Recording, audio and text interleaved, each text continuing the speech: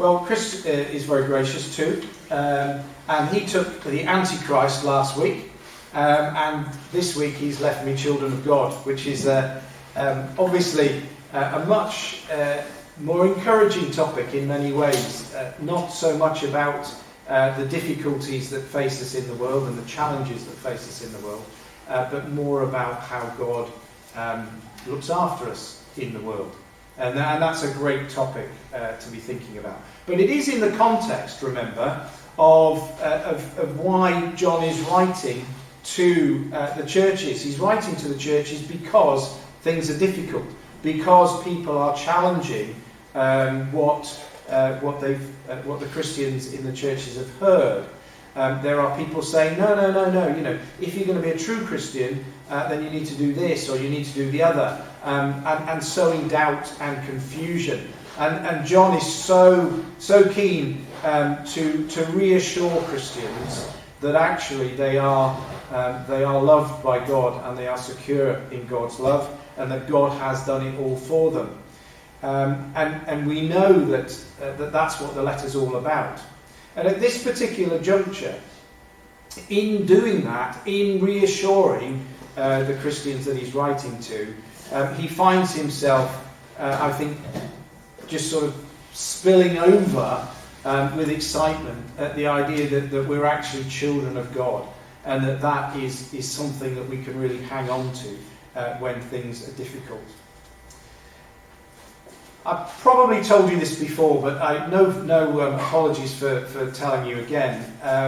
When I was a deputy head teacher in one school in Bradford, I taught with a lot of Muslim colleagues.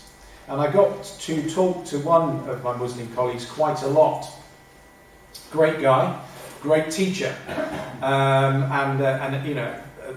think I got to call him a friend over the years that I worked with him. He was a devout Muslim. We used to talk about Islam, we used to talk about Christianity. The thing he could not get his head around was how I could be, I suppose in his view, arrogant enough to think that I was going to go to heaven. Because for him, there were angels looking at his every action, his every thought, his every deed, and keeping a ledger. And in the end, the good things would be put in this side of the scales, and the bad things would be put in that side of the scales. And he trusted God, Allah, to make a righteous judgment.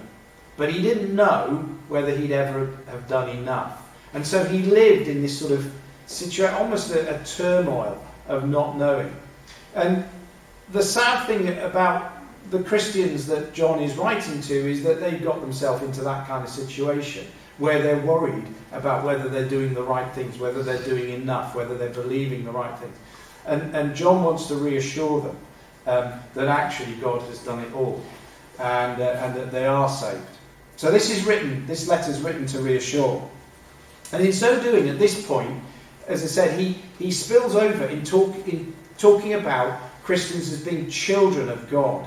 And it is incredibly reassuring to think that we are children of God. This is an idea that, of course, he's already talked about in his account of Jesus' life in John's Gospel.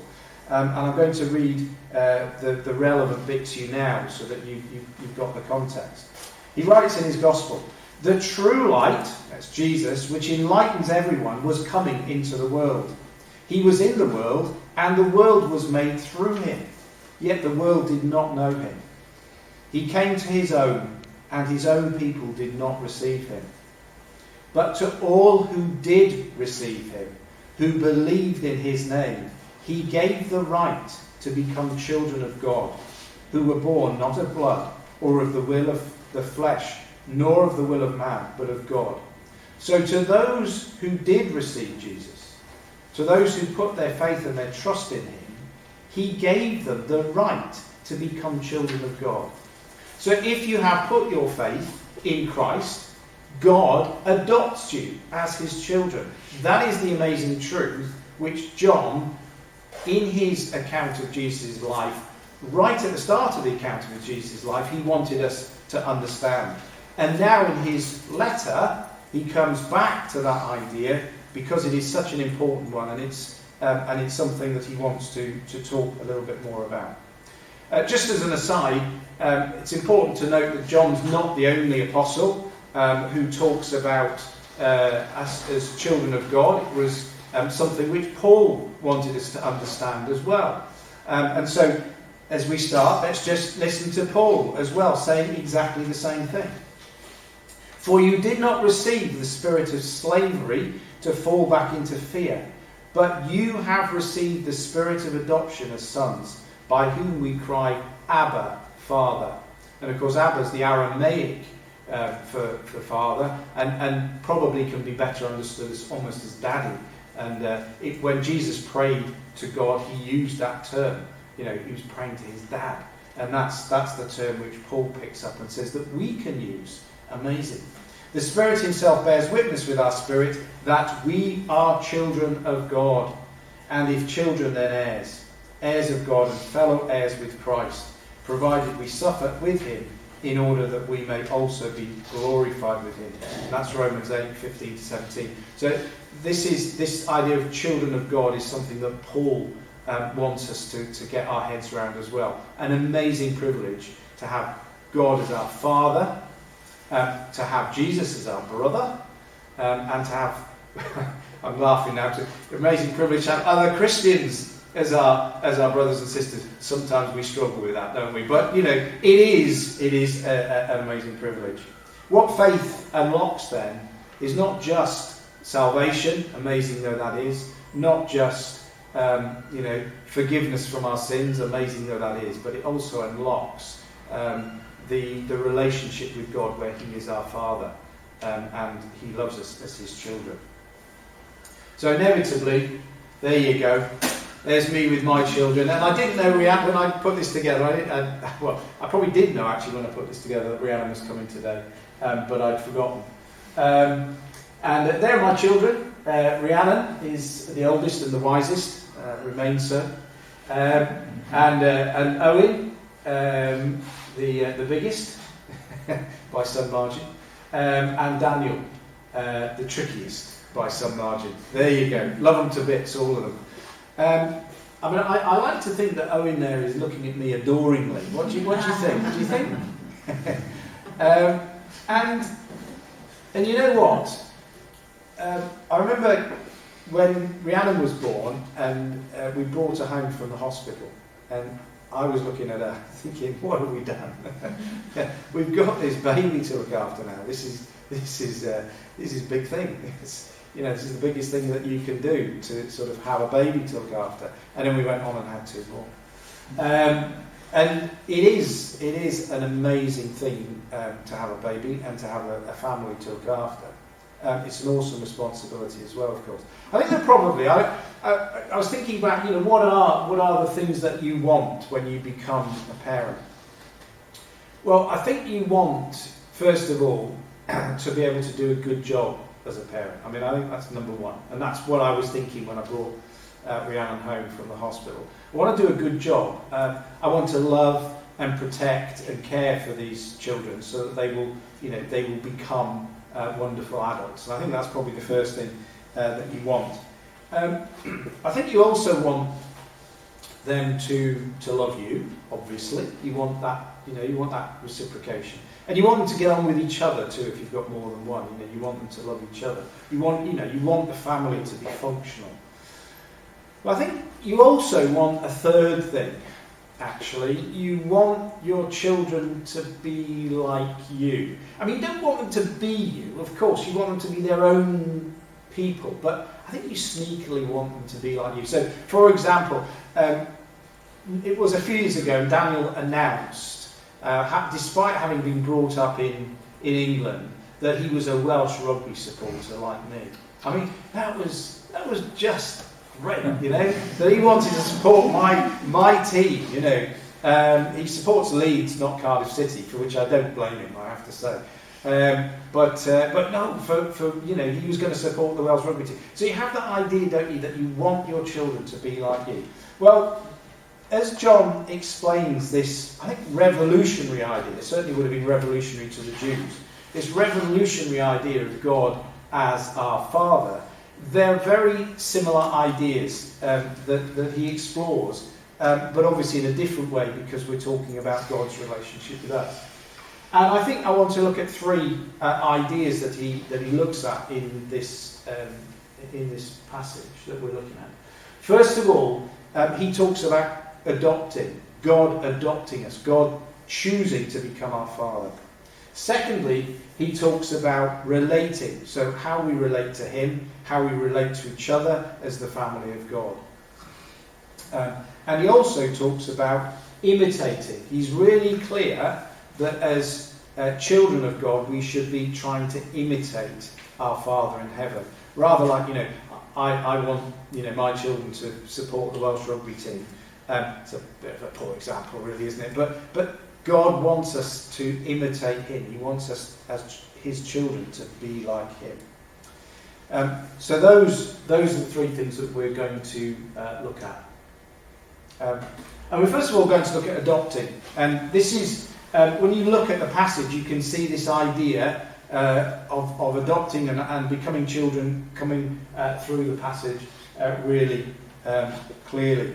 Adoption's a big thing, isn't it? I mean, I don't know if people have got experience or knowledge of the adoption process, but I know that when I was a head teacher, some of the children in our school were adopted. I mean, it was a really long process, and of course the process had started way back before that, because the parents themselves, if they wanted to be seen as suitable people to adopt, had to go through an incredibly long process first, involving classes and then investigations by social services and references and all the rest of it. I mean, it's a very, very long process because it's such a huge thing, and the adoption of us by God is a huge thing, and of course it's an even bigger thing. And John wants us to understand how big it is, and he goes through them. So first of all, what does he want us to understand? He wants us to understand that as children of God, we receive God's love as our Father. See, he says, what kind of love the Father has given to us, that we should be called children of God, and so we are. What kind of love the Father has given to us. God has lavished his love on us, to the extent that we are now his children. I mean, it's amazing stuff. So love. Children of God receive God's love, and we know that God is love, John says. In this, the love of God was made manifest among us, that God sent his only Son into the world that we might live through him. So the love that God showers on us to make us his children involved the death of Jesus. That's how amazing a love it is. But then it continues, and we can rely on that love as Christians. God looks after us. Not only love, but a family name. So, see what kind of love the Father has given to us, that we should be called children of God. We've got a new name. We've got a name, children of God, that says we're part of God's family. Now, on Friday, despite my not feeling very well, I dragged myself to Nostell Priory in Wakefield because my sister was staying with us. She just let me know yesterday she's got my cold. So there we are, a present for my sister. But we went to Nostell Priory on Friday near Wakefield. It's a great National Trust house. Especially if you're members of the National Trust, go there. It's one of the most interesting ones around. But it was interesting because we had been there before, but I'd forgotten. We went in and you meet Sir Roland, the first person you meet, really. There's this portrait of Sir Roland Wynne. And I thought, Sir Roland Wynne? That's a Welsh name. And yet this was a guy who was a London merchant who bought this house in Yorkshire. But I was looking at that name and going, that name tells me that Sir Roland Wynne is Welsh. Well, of course I had to go and investigate this, being a proud Welshman. He wasn't Welsh, but about 6 generations back, his Welsh forebear had been appointed court draper to Elizabeth I. So he'd come from North Wales, and he'd made it big. He was appointed the draper to Elizabeth. So, you know, when you see Queen Elizabeth in her finery, well, the finery came from a Welsh merchant called somebody, George, I think it was George Wynne, which George doesn't sound particularly Welsh, but Wynne, W-Y-N-N was his name. That's very Welsh. And he came from North Wales. And generations on, they're still using Welsh names, because Roland is a Welsh name as well, spelled with a W. Roland Wynne. And I spotted it from the name. And the name tells you so much often, doesn't it? The name tells you so much. I have a Welsh name, Hughes. So, of course, I wanted to find out all about my Welsh ancestry. And I've gone all the way back. And we're going way back to the 18th, 17th century. And they come from Wiltshire. So, I don't know. There you go. So, the Hugheses in my family originate from Wiltshire. My other three grandparents are all also got Welsh names, and I haven't tried them, but I'm sure they come from Wales.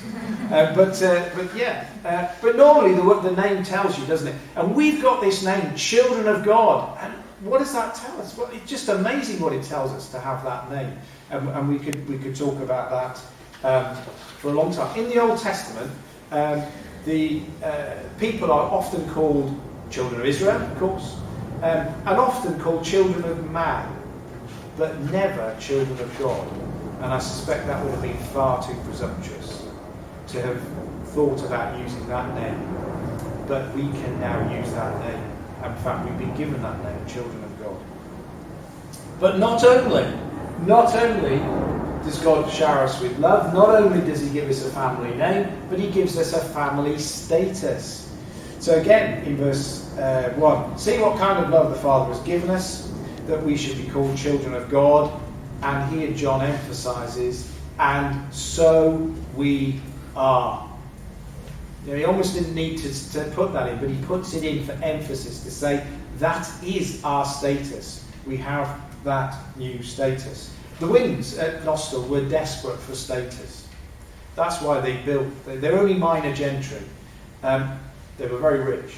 They built a big house to give themselves status. And the theory was they were going to invite all the people of the district in. It's quite funny, he said they were rubbish at it, didn't they? Also, they were not very good at sort of socialising and bringing everybody in. Perhaps they just didn't have the temperament for it. But the idea was that by having this big house and inviting the local aristocracy in, that they would raise themselves up to that status. And then they would hope that the king would give them, or the Queen would give them that status. It would sort of come afterwards. Well, for us it's the other way around. We've already got that status.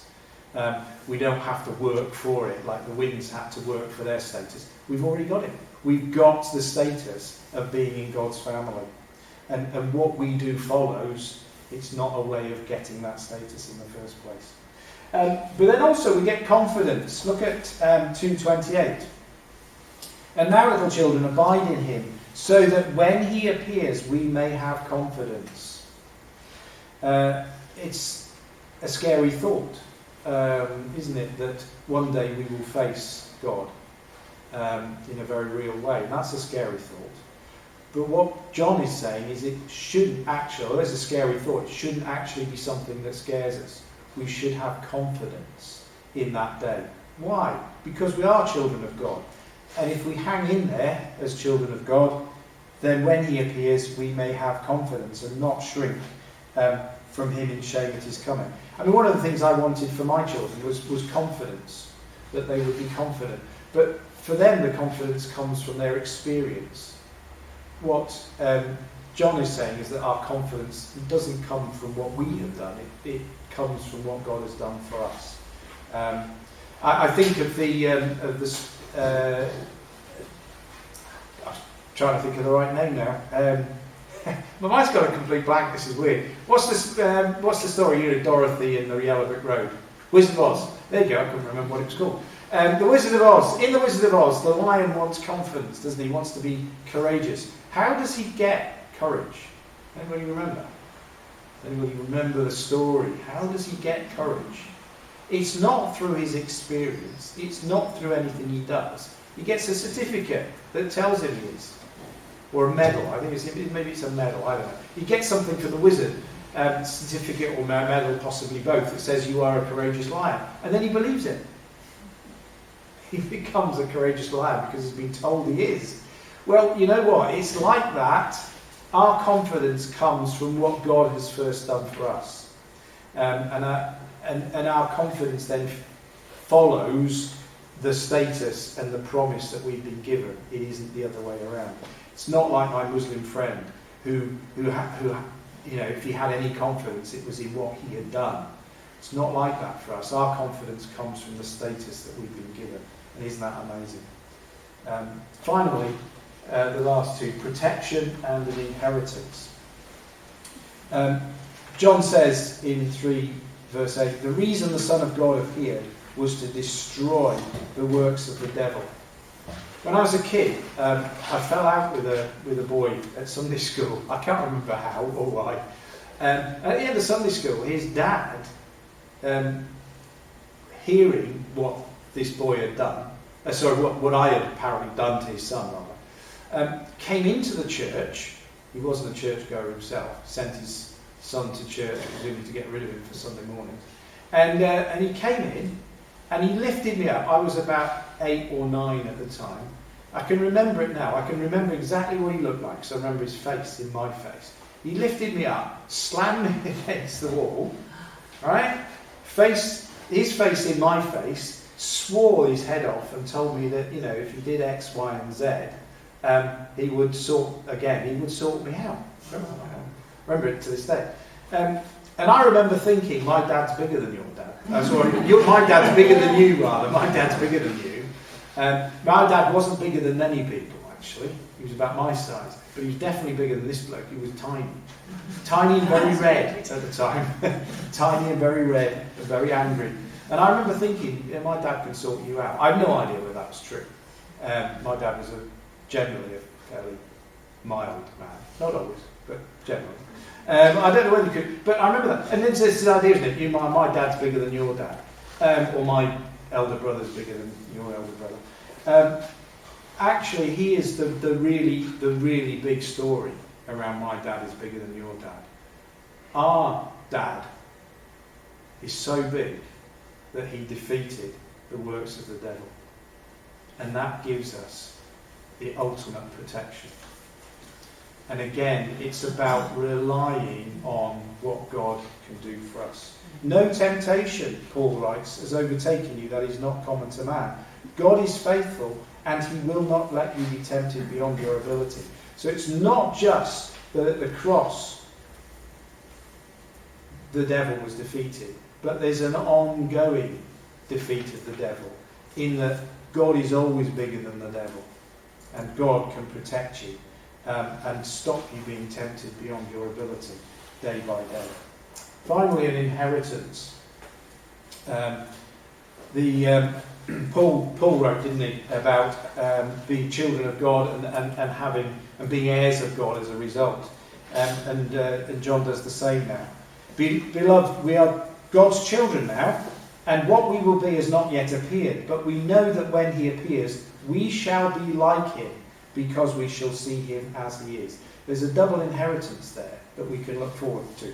First of all, that ultimately all our struggles of this life will be over and we shall be like God. Amazing. And secondly, we shall see him as he is. So there's a double inheritance, which is one, that the struggles of this life will be ended and we'll be like God. We'll be like God as God intended us to be. And also we shall see God properly. And those struggles of faith and those doubts and those worries will also be over. So it's a double inheritance as children of God, that we shall be like him and we shall see him as he is. It's tough being a Christian often, isn't it? It's hard, the doubts, the difficulties, the struggles that we have. But we have, as children of God, this inheritance that ultimately it won't be like that anymore. And we shall be like God, and we shall see him as he is. So those amazing things that happen when we're adopted. But also, as members of this new family, we have to relate. So there's a little diagram. God the Father relating to us, and we're relating to Him and each other. We have to love each other. That's the arrow going left and right at the bottom. God adopts us. That's how He shows us His love. And we abide in Him. We stick close to Him. That's how we show Him that we love Him. Or one of the ways that we show Him that we love Him, and the one that John particularly emphasises. So there's a new way of relating in the family. Just to look at that in a little bit more detail. First of all, we obviously have, in this family, we have a new father. It says, John says in verse 9, God's seed abides in him. So we are born of God. We are made in God's image. And we cannot keep on sinning. Doesn't mean to say we don't sin, but we cannot keep on sinning. We cannot sort of persist in rebelling against God, because we've been born of God. So we've got a new father. We've also got a new family to love. That can be difficult and challenging. We know that. Not every Christian we will see eye to eye with all the time. Not every Christian in the church will we agree with all the time. Not every Christian, sadly, in the church will we always like for various reasons. But they are part of our family now. And just like we will make a big effort to get along with our brothers and sisters in our real families, we make an effort to get along with our brothers and sisters in the church. And we can do that because God will help us to do that. John says in verse 10, whoever does not practice righteousness is not of God, nor is the one who does not love his brother. We cannot persist in not loving our Christian brothers and sisters. There is a challenge to us. We're in this new family and we have to make it work, difficult though it can sometimes be. But there are also new relationship challenges.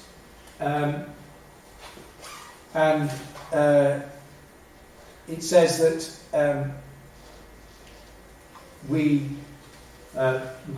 I'm sorry, I put this verse on there, but 2:28.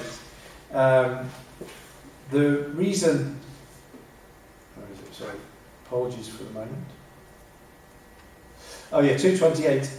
Now little children abide in him. So we've got that challenge of sticking close to God. Relationship challenge of sticking close to God. Relationship challenge, as we've said, of loving our brothers and sisters. But there's also a relationship challenge because we will find that people in the world don't get us, don't understand us. I'm going to mention what Carl mentioned to me at the start. When he was down welcoming this morning, there were some builders walking along, and they heard the singing, the practice singing. What did the guy say, Carl? Why don't we go in here and find Christ instead? Oh yeah, I should go inside and find Christ. What a good idea, but I suspect he wasn't being serious, because there will be mockery, there will be difficulties from the world, and yet we need to love the world. And so there's that new challenge. If we're in a new family, those outside the family are going to be antagonistic and mocking quite a lot of the time. So we've got this new relationship challenge of relating to people who don't get us and who don't understand our new status and our new family. But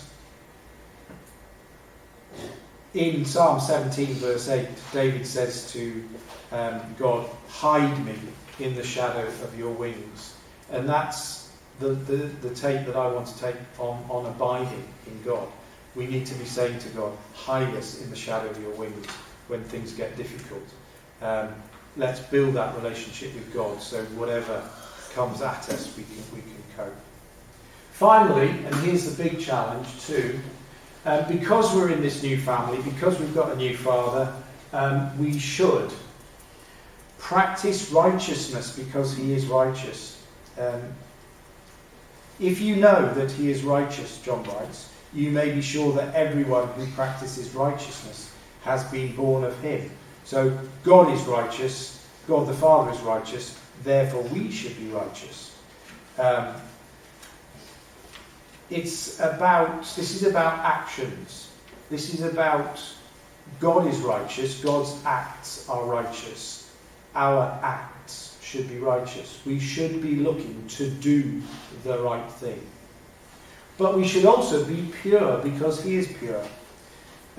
John writes, everyone who thus hopes in him purifies himself as he is pure. The psalmist writes, who shall ascend the hill of the Lord, and who shall stand in his holy place? He who has clean hands and a pure heart. That's Psalm 24. And Jesus said on the Sermon on the Mount, the Beatitudes, blessed are the pure in heart. Purity is a heart thing. So righteousness is about how we, in this case, is about how we act. Purity is about how we are, how we think, what our attitudes are. So we've got to have the right actions, but we've also got to have the right attitude. We've got to be doing the right thing like God does the right thing. We've also got to be having the right attitude as God obviously has the right attitude. So we need to be righteous as God is righteous, pure as God is pure. And finally, we need to stop sinning. It's pretty blunt, isn't it? We just need to stop sinning. Because in God there is no sin. Verses 5 to 6. Everyone who makes a practice of sinning also practices lawlessness. Sin is lawlessness. Sin is ignoring God's laws. You know that he appeared to take away sins, and in him there is no sin. There is no sin in God. No one who abides in him keeps on sinning. There's no sin in God. God is without sin. And how can we therefore keep on sinning? Now, remind ourselves that John says elsewhere, we do sin. He's not naive. He knows that we will sin. But we can't, he says, keep on sinning. We can't just look at God and say, I know, that there is no sin in you, but I'm going to keep on doing this sin because it's convenient or I like it or whatever. We can't do that. That's the challenge. So the challenge for children of God is you have this amazing Father who loves you, who's given you a new status, who protects you, who gives you confidence. In return, you've got to fit into the family, but you've also got to rise to the challenge of being righteous, doing the right thing, being pure, having the right attitudes, and aiming for the right thing, i.e. stop sinning. So this is an amazing truth that we get here from John about being children of God. A huge, huge privilege. But it does come with its challenges. So it's a comfort. It's a comfort to know that God has made us his children. It's a huge comfort to know that. But with that comes the challenge of living up to our status as being God's children. What should God's children be like? Well, they should do the right thing. They should be pure in heart, and they shouldn't keep on sinning. They should be aiming to do the right thing all the time. And in that way, we will build each other up. In that way, we will glorify God. In that way, we will be a great witness to Otley and the wider community around. Wouldn't that be fantastic? Amen.